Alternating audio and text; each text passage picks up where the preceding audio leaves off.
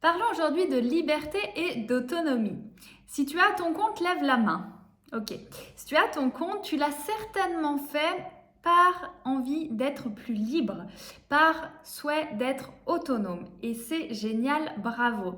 Il y a des choses importantes à garder à l'esprit, c'est que tu dois le faire par aspiration du cœur et non pas par rejet de ne pas être libre, de ne pas être autonome. Donc déjà, si tu as vraiment une polarité négative par rapport à ne pas être autonome et être dépendant, je t'invite à me faire signe, à prendre rendez-vous avec Seb euh, pour justement libérer ça parce que tu vas constamment être ramené vers ce que tu rejettes. Je ne te fais pas plus de théorie là-dessus, c'est simplement un fait avéré de la psychologie, de l'énergétique, de tout ce qu'on veut qui nous prouve ça, on est naturellement ramené vers ce qu'on rejette parce qu'on émet une polarité. Donc si tu sens que déjà tu es attiré vers la liberté, l'autonomie par rejet de la dépendance, warning, alerte, déverrouille ça, sinon tu ne vas pas t'en sortir. Première chose. Deuxième chose, qu'est-ce que veut dire liberté? Qu'est-ce que veut dire autonomie? Comment faire pour se sentir libre et autonome dans un monde plein de contraintes, plein d'obligations, plein de règles? Voilà, donc pour vivre en société, eh bien déjà, accueille le fait que toutes ces règles, elles servent la communauté. En effet, peut-être qu'on estime qu'il y en a trop, peut-être qu'on en juge certaines, peut-être qu'on n'est pas d'accord avec d'autres, mais elles ont une raison d'être et elles sont là pour quelque chose qui peut nous rendre service. Donc, soyons OK avec ça. L'idée, c'est justement d'être au clair avec qu'est-ce qu'est notre définition de la liberté et de l'autonomie. Imagine sur un chantier, vu qu'on parle de déco quand même ici, imagine sur un chantier les artisans qui sont en totale liberté autonomie. Tu vois un peu le résultat, tu arrives à visualiser hein ouais. Le peintre qui s'est lâché dans un élan ultra créatif, le maçon qui n'a pas eu envie de faire ce coin-là, le carreleur qui se dit qu'il lui manquait du carrelage et qu'il lui en restait du comme ça, il a fait un petit mix. Ok, donc liberté, autonomie, qu'est-ce que ça veut dire pour toi? Comment tu l'exploites, comment tu le vois? Donc déjà, c'est important d'être super au clair avec ça pour toi. C'est comme la réussite, quand tu te dis que tu veux réussir, ouais, mais quelle réussite tu veux? Qu'est-ce que c'est pour toi? Définis ça. Donc là aussi, si tu sens que tu n'es pas au clair avec ça, couteau suisse, le meilleur outil c'est Seb, il va t'aider à éclaircir ça en un claquement de doigts et tout d'un coup tu vas te dire ah ouais ok parfait tout ça c'était pas clair et c'était pas ça et là maintenant je sais exactement ce que c'est pour moi donc derrière tout va pouvoir s'aligner. Moi ce que j'ai envie de te faire passer comme message aujourd'hui c'est que la liberté et l'autonomie va forcément avec la maîtrise de soi. Si tu veux te sentir libre, eh bien, c'est de prendre les commandes de ton esprit. C'est dans le livre Plus malin que le diable, ils expliquent les dériveurs et les non-dériveurs. Le dériveur, il est constamment soumis à l'influence extérieure. Il est influencé. Viens, regarde la télé, c'est bien. C'est important de regarder les informations parce que tu peux te préparer, tu peux savoir ce qu'il y a dans le monde. C'est bien de manger McDo, c'est complet. Un burger, il y a de la viande, il y a des glucides, il y a des légumes, c'est sain, mange ça. Ouh. Et puis, c'est ok de manger du sucre quand tu as besoin parce que le sucre, ça te fait du bien. Le sucre est ton ami, ok? Voilà. Et bien ça, c'est les mécanismes du diable. Donc le diable, hein, voilà, j'ai pas mis les oreilles et la petite queue avec la fourche. Mais le diable, c'est notre côté finalement qui nous tire vers le bas. C'est notre côté négatif, il est en nous, c'est notre polarité négative.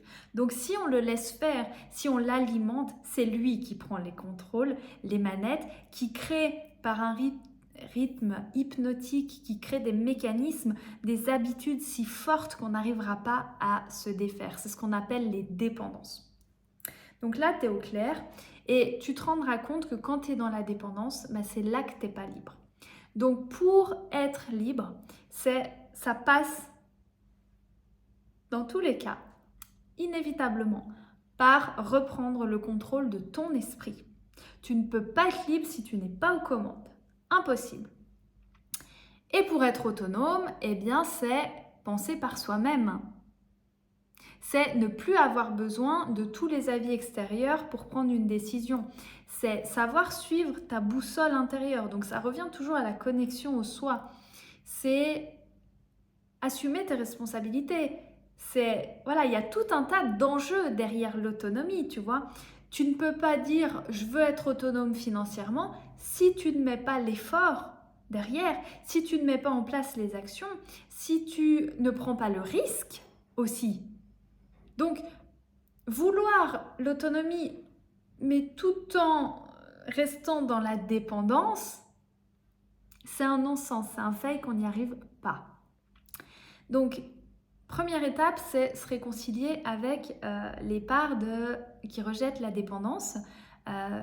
Moi, j'ai plusieurs fois été salariée, je suis plusieurs fois revenue à l'état de salarié dans le cours de mon entreprise et on me disait que j'étais en train d'échouer.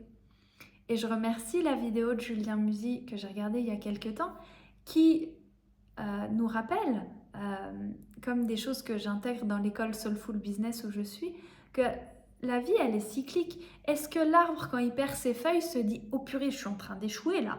Non, l'arbre, quand il perd ses feuilles, il se dit « C'est le moment de m'alléger, c'est le moment du retour à la terre, je vais puiser plus profond. Hein ?» Et du coup, comme ça, quand ce sera le moment de refleurir, je refleurirai encore plus beau. Yes! Et finalement, c'est ce qui s'est passé dans mon business. Ça a toujours fait comme ça.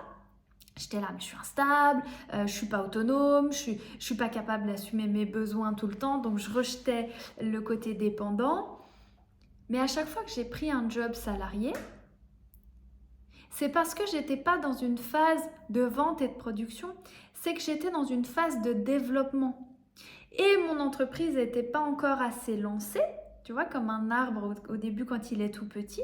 Et ben, au début, on va peut-être le protéger du froid, on va peut-être l'aider un petit peu. Et c'est tout à fait OK. Un bébé, tant qu'il est petit, on va le nourrir, on va lui changer ses couches et c'est nous qui allons lui apporter la sécurité. Et c'est tout à fait OK. Donc, et puis c'est OK aussi à un moment donné de ta vie, tu as une maladie, tu as une dépression, tu as un couac qui t'arrive, tu as deux bras dans le plâtre, bah, tu es content que quelqu'un, de devenir dépendant de quelqu'un qui va te donner à manger et qui va t'aider à mettre tes chaussettes. Donc, vraiment accueillir ça, c'est la base et se rendre compte qu'en fait, ça vient soutenir ton plan, ça vient soutenir ton évolution. Et à chaque fois que j'ai repris un job salarié, eh bien, il m'a enrichi au-delà de ce que je pensais.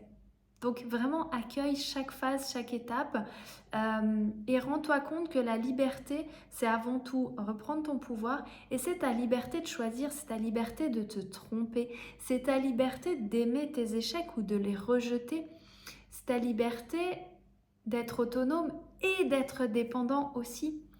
Et quand tu es libre, toi, qu'est-ce qui se passe?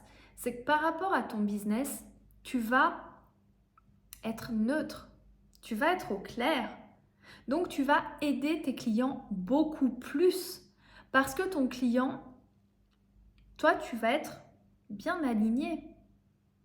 Donc, tu vas pouvoir lui dire « Oui, ça peut se faire. Si vous aimez ça, on fait ça. Non, ça ne peut pas se faire. Vous allez savoir opposer un non. Vous allez savoir demander un avis à quelqu'un qui est plus avisé que vous sur un sujet sans vous dire « Non, je dois être autonome, je suis libre, je fais ce que je veux. » Et vous n'allez pas vous retrouver dans le piège. Donc, c'est hyper important d'aller consolider ça, d'aller vraiment renforcer, bétonner ces fondations pour être droit, pour être juste en fait. Et quand vous faites ça, vous allez en fait être le vecteur, le canal qui va inviter le client à se connecter à sa propre vérité.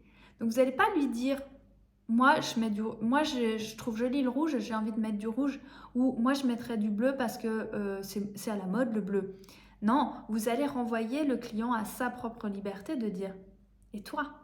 Et toi, qu'est-ce que tu ressens? Et toi, où est-ce que tu en es ?» Et là, vous allez être vous dans votre sérénité et vous détacher de votre ego. Donc là, vous entrez dans un conseil qui est humaniste, qui est holistique, qui est vraiment centré sur la personne et qui va lui faire du bien vraiment dans la profondeur et pas juste dans la surface.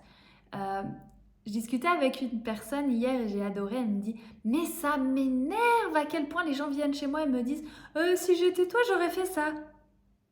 Bah ouais, mais t'es pas moi, puis c'est pas ta maison. Donc en fait, voilà, commentaire stérile. Et qui a envie de payer pour ça? Bah, les gens qui sont pas prêts à prendre leur autonomie. Mais moi, je préfère rendre mes clients autonomes. Parce que c'est comme ça qu'on construit un monde de demain où on va être de plus en plus autonome, de plus en plus aligné avec le fait de prendre la maîtrise de notre esprit et de sortir des jeux d'illusions, des influences des tendances, des modes et d'être prisonnier de cette société de consommation qu'on critique tant. On la critique, ok, qu'est-ce qu'on fait? Le seul moyen d'en sortir, c'est de l'embrasser déjà, donc de dire ok, on en est là parce qu'on a créé ça, on a coopéré à ça. En laissant notre pouvoir à l'extérieur, on a contribué à ça. Ton enfant, si tu lui laisses les clés de la voiture, tu sais qu'il n'a pas le permis, mais tu lui laisses les clés de la voiture et puis tu lui dis il y a de l'essence et puis etc. Pas t'étonner à un moment s'il la prend et s'il va faire un tour. La même chose avec ton esprit. Voilà. Si la voiture est fermée à clé, c'est toi qui as les clés, etc., il y a beaucoup moins de chances que quelqu'un te pique le contrôle. Donc, voilà, liberté, autonomie, ça marche à partir du temps où tu t'es construit une maîtrise de toi, solide, sereine, stable, efficiente, qui intègre toutes les parts de toi, qui n'est pas juste basée sur du mental et de la réaction, mais qui est vraiment en alignement avec ton désir profond, avec ton âme. Et donc c'est là que tu vas pouvoir faire des projets en âme et conscience qui seront justes. Tu vas voir qu'il y aura beaucoup moins de confusion dans tes projets, que tes clients vont être beaucoup plus sereins également. Il y aura beaucoup moins de retouches. Et du coup, ton business, il va beaucoup mieux se développer parce que ça va attirer. Les gens qui sont maîtres d'eux, je ne sais plus, j'ai vu une citation, je ne sais plus qui l'a écrite, qui dit « On suit naturellement les gens dont on ressent et on voit qu'ils savent où ils vont. » Et oui, c'est ce qu'on appelle les leaders. Donc si toi-même, tu es leader de ta vie, tu es magnétique, tu es dans cette empreinte, tu sais comment gérer les choses, tu n'as pas les réponses à tout, mais tu sais comment créer le chemin pour trouver les réponses. Tu sais aussi que ne pas avoir la réponse, c'est ok, ça fait partie du chemin. Et là, à ce moment-là, tu vas attirer des clients parce que tu es dans cette empreinte magnétique. Donc voilà, aujourd'hui, je voulais te sensibiliser à l'importance de cultiver ta liberté, ton autonomie. Et la liberté, c'est pas juste gagner 10 000 par mois pour faire tout ce que tu veux, parce qu'il y a toujours la contrepartie à ça. Donc sors de l'illusion, demande-toi comment tu te sens par rapport à ta liberté, à ton autonomie. Fais le travail nécessaire pour libérer tout ça, pour évacuer tout ça. Et là, tu vas voir que tout va s'ouvrir et se fluidifier autour de toi. Donc, demande à Seb, demande à Valérie, demande-moi si tu as besoin d'aide là-dessus, si tu veux approfondir cette connaissance de la liberté et de l'autonomie, comment y aller. C'est pas juste le statut d'indépendant sur un papier, c'est vraiment une construction intérieure qui se cultive et qui va t'apporter énormément de bénéfices. Allez, je te dis à bientôt. Ciao!